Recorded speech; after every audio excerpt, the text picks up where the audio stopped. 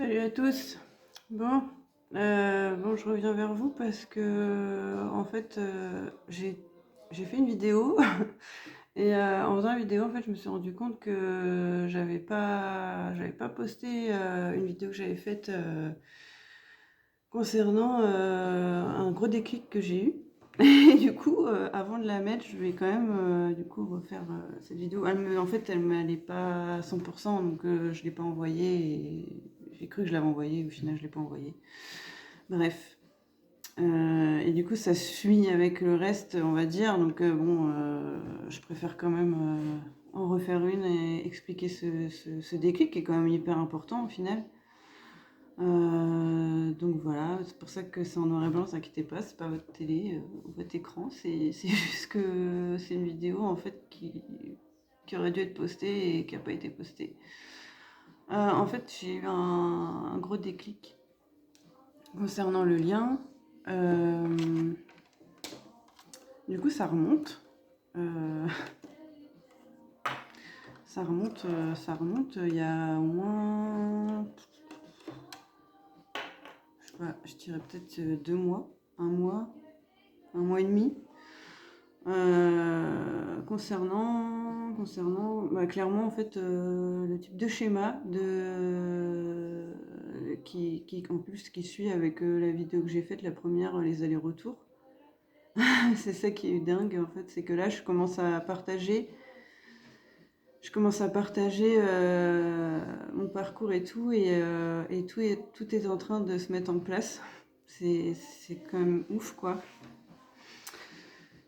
Et j'ai compris en fait le schéma. Alors j'espère que je vais donner ce déclic-là à beaucoup de personnes pour justement qu'elles sont moins dans la souffrance. Donc pour ma part, le fait que je cours après ma jumelle, surtout ma jumelle, c'est par rapport au lien avec ma mère. Voilà. Alors après, je peux pas trop détailler parce que c'est ma vie privée et pas que ma vie privée du coup, hein. Donc voilà, j'ai pas envie de, comment dire, mettre de l'essence dans le feu, quoi. Donc je vais pas trop détailler non plus, mais on va dire que j'ai une maman qui est quand même très très distante, qui est là sans être là depuis toujours, on va dire. Et j'ai enfin capté que le schéma que je reproduis depuis des années avec ma jumelle, en fait, et pas qu'avec ma jumelle, hein, j'ai fait ça avant aussi, et voilà, avec d'autres personnes. Bon, pas à ce point-là, hein, ça c'est quand même particulier. C'était pas aussi extrême, mais on va dire que je cherchais quelque chose chez d'autres personnes que j'avais pas chez ma mère. Et en fait, j'étais tellement dedans que je m'en rendais pas compte. Même si on me le disait, hein. Parce que j'ai déjà vu plusieurs psychologues et thérapeutes. Et à chaque fois, en fait, on voulait toujours que je parle de ma mère et tout. Et au début, je le faisais. Et à un moment donné, j'ai dit, mais c'est bon, j'ai fait le tour, en fait. J'ai fait le tour, j'ai plus envie de parler d'elle, j'ai d'autres problèmes que j'ai envie de parler, etc. Et à chaque fois, en fait, on me faisait revenir dessus, quoi. Et je me disais, mais putain, mais on va jamais me lâcher, en fait, avec elle, quoi. Et en fait, ces gens-là avaient totalement raison parce que c'était exactement ça le problème, quoi. Donc voilà, et en fait, en gros, vraiment pour vous faire comprendre, c'est que euh, il va falloir que vous trouviez avec quelle personne vous faites ce schéma-là, en dehors de votre jumeau ou votre jumelle. En gros, je pense que c'est ça qu'il faut se poser la question pour comprendre et pour se libérer de ce schéma toxique. Voilà ce que je peux vous dire là-dessus. Je ne vais pas la faire trop longue la vidéo. Et malheureusement, voilà, je pourrais pas vous donner trop de détails parce que c'est personnel, donc voilà. Mais moi, je vais essayer de vous donner des explications de pourquoi j'ai compris ça. Euh, Comment je pourrais expliquer ça? Euh, Bah, déjà, dans la manière de communiquer. Avec ma maman, en fait, on n'arrivait jamais à vraiment communiquer parce que, alors c'est pas les mêmes personnes, hein, c'est pas du tout les mêmes personnalités, c'est pas du tout le même caractère, etc., hein. C'est vraiment le schéma en fait qui se répète et qui est similaire, quoi. Mais avec ma mère, en fait, on n'arrivait pas à communiquer parce que c'est quelqu'un qui était très très fermé et alors, on va dire très fermé dans le sens au niveau émotionnel, voilà. C'est quelqu'un qui parle beaucoup, qui est très entouré, etc. Mais si par contre toi, tu vas essayer de discuter avec cette personne au niveau vraiment émotionnel, au niveau vraiment, enfin, je sais pas comment le dire, mais au niveau profond, quoi, voilà. Et ben, cette personne-là, elle va être complètement fermée, quoi. Et encore plus si c'est avec son enfant, surtout sa fille. Bon, après, voilà, elle a ses blessures de son côté et tout. Et du coup, nous deux, ça se passe pas très bien parce que je suis une fille, hein, voilà. Donc, je suis pas la seule, je pense qu'il y en a qui vont comprendre, hein. Après, si ça vous intéresse, là, je pourrais aussi en parler. S'il y a des personnes avec qui ils s'entendent pas avec leur maman et qui sont des filles, c'est quelque chose que je pourrais échanger dans une vidéo si ça vous intéresse parce qu'il y a des choses que j'ai compris en fait. J'ai eu des réponses à ce niveau-là par rapport c'est mon père en fait qui m'a donné certaines réponses il n'a pas fait exprès mais il m'a dit des choses qui m'ont fait prendre conscience de pourquoi ma mère était comme ça en fait. Et du coup, je pourrais vous échanger sur ce sujet-là et je pense que ça ferait du bien à beaucoup de monde parce que moi, le fait d'avoir eu ces réponses-là, ça m'a libérée, mais totalement, quoi. Donc voilà, et ça m'a donné justement les déclics derrière. Donc c'est pas rien, quoi. Donc du coup, ça se passait, c'était très froid avec elle. Et c'est quelqu'un en fait qui était là pour au niveau matériel, on va dire, quand j'étais plus jeune. euh, Histoire voilà, de pas mourir de faim et de dormir au chaud. Mais pour le reste, ben voilà, il n'y avait rien quoi.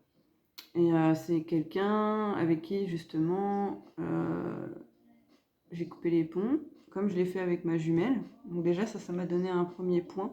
Donc je me suis dit pourquoi j'envoie chier ma jumelle, pourquoi je coupe les ponts avec elle comme ça quand ça me convient pas.